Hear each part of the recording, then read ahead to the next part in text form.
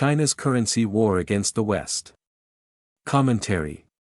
For decades, China's economic rise has rested on a simple formula: export aggressively, import selectively, and maintain a currency regime that supports manufacturing competitiveness. While Beijing insists the renminbi, or yuan, is managed responsibly, growing evidence suggests China's currency policies continue to provide substantial advantages to its export sector while contributing to economic imbalances and long-term decline in the United States and Europe. The question is no longer whether China's currency management affects global markets, but how long the West can absorb the consequences. The managed yuan. Unlike the US dollar or the euro, the yuan does not trade freely. The People's Bank of China manages its value through daily reference rates, capital controls, intervention in foreign exchange markets, and restrictions on capital movement. This allows Beijing to influence the currency's value in ways unavailable to most advanced economies. The International Monetary Fund recently noted that China's low inflation relative to trading partners contributed to a real depreciation of the yuan, supporting exports and expanding China's current account surplus. Multiple analysts have argued that the yuan remains significantly undervalued relative to China's economic fundamentals. Goldman Sachs estimated that the currency could be undervalued by as much as 25% on a trade-weighted basis. The practical effect is straightforward. A weaker yuan makes Chinese exports cheaper and more competitive in foreign markets while making imports relatively more expensive inside China. The cost to America. The United States has spent decades running large trade deficits while China has accumulated enormous trade surpluses. Beijing's export-oriented model has helped hollow out portions of America's manufacturing base while increasing U.S. dependence on Chinese supply chains. China's goods trade surplus exceeded $1 trillion in 2025, an unprecedented figure for any nation. At the same time, Washington continues to run enormous federal deficits. The result is a dangerous combination: America consumes, borrows, and imports, while China produces, saves, and exports. Many economists would argue that the cause of such an imbalance is more complex than currency valuation alone. That is true. But an undervalued yuan unquestionably magnifies the imbalance by providing Chinese exporters with an enduring pricing advantage. Europe faces the same threat. Europe increasingly finds itself confronting the same challenge. Weak domestic demand inside China has encouraged manufacturers to seek growth overseas. European officials have repeatedly expressed concern that Chinese industrial overcapacity is being exported into global markets, placing pressure on local industries and employment.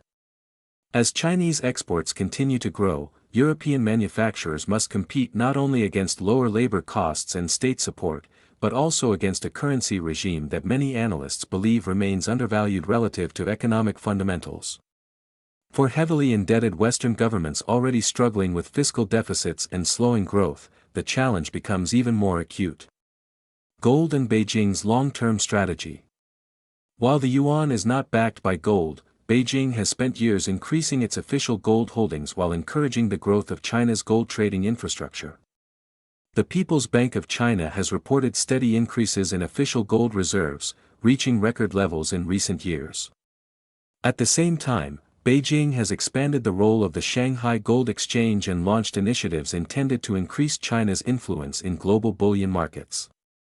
China has also encouraged broader international use of the yuan in trade settlement, cross-border payments, and financial transactions.